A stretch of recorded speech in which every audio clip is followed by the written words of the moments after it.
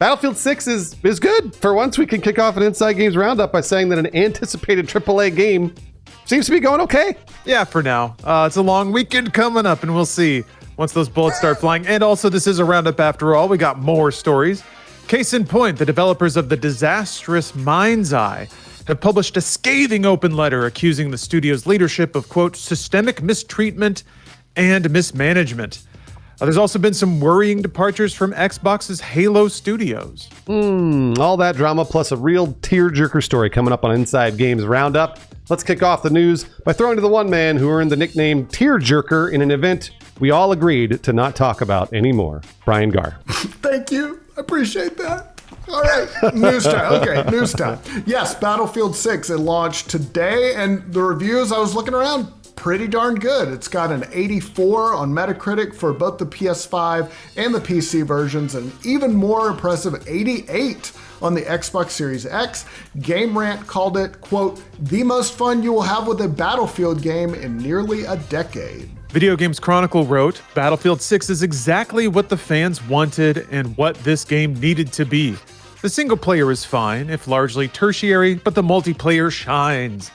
They called it, quote, extremely fun to play, rewarding, and full of excellent maps and modes, adding, this is the Battlefield multiplayer suite that will bring those lost by 2042 back into the fold. Oh, wow, jeez. IGN was a little less complimentary in an in-progress review, writing, quote, it's a staggering spectacle to behold at times and a treat for the ears at others, but when it comes to mission design and an engaging plot, it fails to deliver it all. Yeah, IGN went on to call Battlefield 6, quote, a safe reimagining of what Battlefield once was, but far from a bold reinvention of what it could and maybe should be now. What should it be? I don't know. Only IGN knows. Yeah. There was a bit of Xbox drama leading up to today's release. Fans noticed a mix-up on the Xbox Store listing the game as part of Microsoft's Play Anywhere program, which would let players buy it once and play it on both Xbox and PC.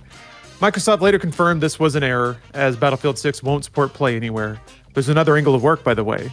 If you have an Xbox console that's like in your family, you can redeem it and play it on PC and Xbox at the same time. Boom, boom, boom, boom. Wow, that's really cool. I also heard there's some random DLC issues where like people were buying it on the EA app, and then the game was saying, you didn't buy the DLC, so you can't play it. And everyone's like, oopsies. So that's not true. They're working on it. I'm sure they are. While the game will feature cross-play and cross-progression, the mistake sparked disappointment among players who saw Play Anywhere as a missed opportunity for accessibility. Play Anywhere is kind of a cool program. I'm not going to lie. You can play anywhere as long as you buy two separate versions. I know, that's true. There's a huge queue for Battlefield 6 too. So maybe that will even out over the weekend or so. But there's like 750,000 people playing on Steam alone.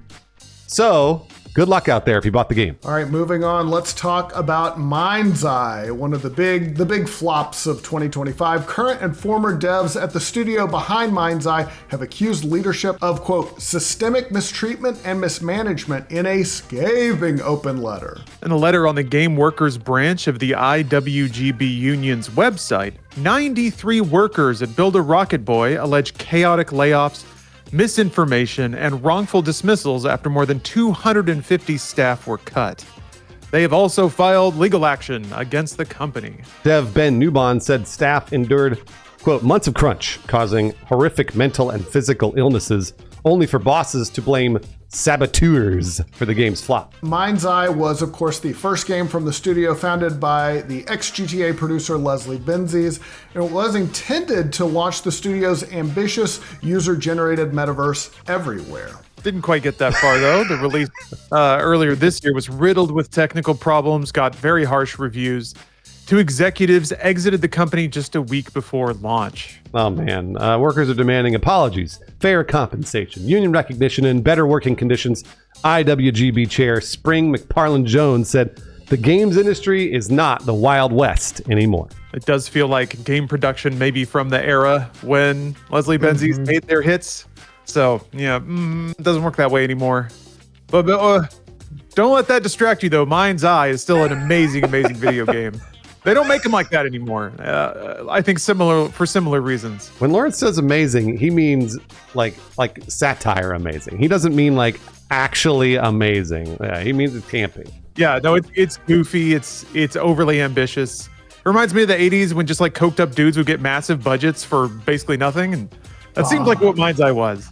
No offense to anyone that worked on it. I believe in your vision, but ooh boy, the results are spicy. Yeah, I heard that in a knack voice, the way you were saying that. All right, let's talk about Halo Studios. It is facing renewed questions about its leadership after the sudden exit of a longtime art director. Glenn Israel, who joined 343 Industries in 2010 after starting at Bungie, announced recently that he's leaving Halo Studios just weeks before new Halo projects are expected to be unveiled at the Halo World Championship on October 24th. Yeah, I think if you're excited for those announcements, you might stick around. Who knows? In a post on LinkedIn, Israel wrote that after 17 years, he was, quote, officially no longer contributing to the Halo universe, adding that he plans to share his story, quote, when it is absolutely safe to do so next year. Wow. All right. I guess mark your calendars, yeah. He also made pointed remarks about, quote, trading away your health, your dignity, your ethics, or values, which raised eyebrows, to say the very least. Yeah. Jeez. The YouTuber Rebs Gaming called Israel's message, quote, two major red flags, saying it points to ongoing leadership issues within Halo Studios and possibly Microsoft itself. Rebs also noted that of the 9 people credited on Halo Infinite's art team, only 1 remains at the studio. Israel's departure follows former Chief of Staff Melissa Boone, who left less than a month ago.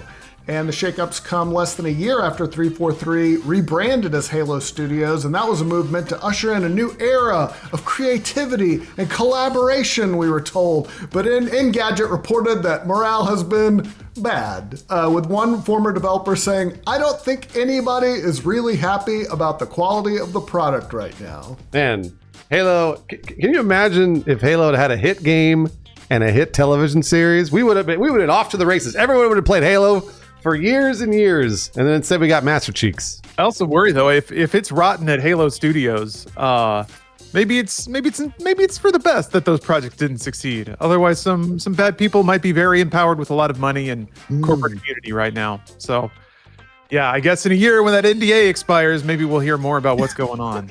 I thought the same thing. Like, that is just in bold letters. My NDA runs out a year from now. All right, let's talk about something happy, bittersweet, very touching. The Elder Scrolls 6 will include a touching tribute to a longtime fan after a pretty remarkable community fundraiser pulled in more than $85,000 for Make-A-Wish. The campaign, organized by the team behind the lore wiki, the unofficial Elder Scrolls pages, will see a memorial character added to the game in honor of Lorana Pyrell, a beloved fan who created a forum-based role-play series inspired by the world. That project influenced one of the series' own writers, Ted Peterson. Oh, that's really cool. Fans initially tried to win a spot for Pyrell in the Elder Scrolls 6 through a Bethesda charity auction, but were narrowly outbid. Bethesda later gave them a second chance that could match the winning $85,450 bid. They did that, thanks to donations from the UESP community, other fans, and even some Elder Scrolls devs themselves. Yeah, and folks with UESP said they recently met with Bethesda to discuss the tribute character and left, quote, extremely excited for what's in store. I guess we're all waiting for what's in store with Elder Scrolls 6. The game doesn't have a release date yet. We're all in Bethesda time now. Bethesda has said that early builds were running in 2024, so that's something. But yeah. I don't know about that one. Early. Yeah, right. I don't know if yeah, that's really early. All right, let's do a 5-second review. I haven't played Battlefield 6 yet because it only launched like a few hours ago. So my pick for this week, Little Nightmares 3. My daughter loves this franchise. She loves Little Nightmares. We're gonna play it. I'm excited. I'm not really a scary games person, but this is like some father-daughter bonding time. So Little Nightmares 3, can't wait. And before we get to the games you can pay for, first, we got to get to the games that are free, because Inside Games is on your side, trying to keep that money in your wallet. Not a ton this week, just the usual suspects, I suppose. Epic Games is giving away Gravity Circuit and a starter bundle for Albion Online. There's that. Amazon Prime has XCOM 2 and Vampire the Masquerade Reckoning of New York, which is a visual novel. So XCOM 2, that's pretty cool. But now let's move on to the premium games for premium gamers. That's right. Up first, coming up this week, Spindle is an old school action adventure about death and the many ways we choose to deal with it. With your trusty pig by your side, you form a most curious team, embarking on a quest to learn what it truly means to be death. Comes to Switch and PC October 13th. Just Dance 2026. Gather your friends and family and turn your home into a dance floor with Just Dance 2026 edition, featuring 40 exciting new tracks from chart-topping hits to timeless classics. There is something for everyone. Just Dance 2026 comes to PS5, Xbox Series X and S, Switch 2, and the Switch October 14th. I don't know why, but I'm glad they still make those. It's nice. They're fun. Yeah, we play. Next, Ball Pit. This is a brick-breaking, ball-fusing base building survival roguelike. Batter hordes of enemies with ricocheting balls and gather the riches of the pit to expand your homestead, generate resources, and recruit unique heroes. Comes to PC on October 15th. Leave this in the episode, Chucklin. Lawrence, you said roguelike, and you meant to say roguelite. I'll tell you what, you're canceled, my man. You're canceled. That was close. Sorry, roguelite and roguelike fans. I've done you both. Fake gamer guy alert. Don't worry, nobody cared. Up next, Lords of Ravage. Become the final boss. Play any way you want. Combine followers from different factions and win spectacular turn-based battles. Expand your Empire of Darkness and seek a powerful artifact that can change the fate of the world. It comes to PC October 15th. All right, now this one looked cool. I did some research on it after writing this. Necess, build, quest, and conquer across an infinite procedurally generated world. Play alone or with friends as you establish a settlement and explore deep dungeons, fight monsters and bosses, mine rare ores, craft magical equipment, recruit specialists for your colony, and more. Comes to PC October 16th. Does sound rad. Sounds like the ultimate game. It's everything you want. It looks like Terraria meets Stardew Valley. Well, it's something else you could probably easily describe with a lot of crossovers. Pokemon Legends Z-A, Z-A. I'm going to date myself. Whether you're a diehard Pokemon fan, not here, or about to toss your first Pokeball, Pokemon Legends ZA has plenty to offer for trainers of all types. Experience classic gameplay with modern twists that are sure to revolutionize your Pokemon RPG experience. There's so many digs I want to take. I'm not going to, though. Pokemon ZA comes to Switch. Pokemon Legends ZA. Not going to get caught slipping here. It's coming to Switch and Switch 2 on October 16th. And it'll be about 20 frames a second, so that'll be fun. Up next, Reach. Embody a reluctant hero, wield extraordinary abilities, and journey into a perilous world of crossed realities. Make every move matter to shape your destiny. Are you ready to make the leap? It comes to PSVR 2, Quest, and PC VR on October 16th. Keeper is an atmospheric puzzle adventure in which a long-forgotten lighthouse is awakened, and joined by a spirited seabird, it embarks upon a heartening tale of unlikely companionship and an unexpected journey into realms beyond understanding. Comes to the Xbox Series X and S and PC October 17th. Suddenly, Seabird. I was just like, there's a Seabird in. Okay. And you're a lighthouse, I guess? You play as the lighthouse. I don't know. All right, yeah. You have like little crab legs that you crawl around on. Yeah. Double Fine, man. Good shit. Speaking of, we got a real legend coming up. The Elf on the Shelf, Christmas Heroes. This feels a little early, but whatever. Do you believe in Christmas magic? You'll need it to help Santa save Christmas. Train to become an, quote, official scout elf, end quote, explore, dodge obstacles, and spread cheer to make things merry and bright and be a Christmas hero. The Elf on the Shelf Christmas Heroes comes to PlayStation 5, PlayStation 4, Xbox Series X and S, Xbox One, Switch, and PC on October 17th. Brian, I guess Brian must be excited for Christmas. Why do you, Brian? What the fuck? No, what? Where did this come from? I had to put it in there. I saw it. I was like, we're reading it.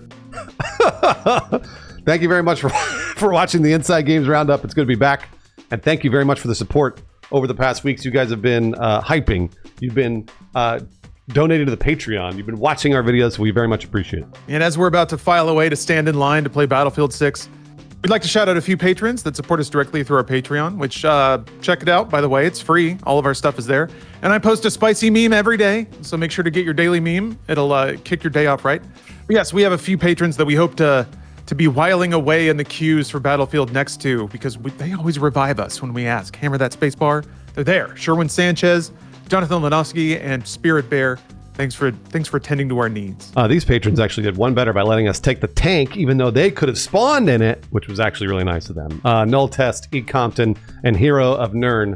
Thank you, but you didn't do that for the helicopter, and I am going to hold it against you. We need to level it up. Got to get that smoke screen. Yeah, we got to level the vehicles again. Oh boy. Yeah. Oh yeah.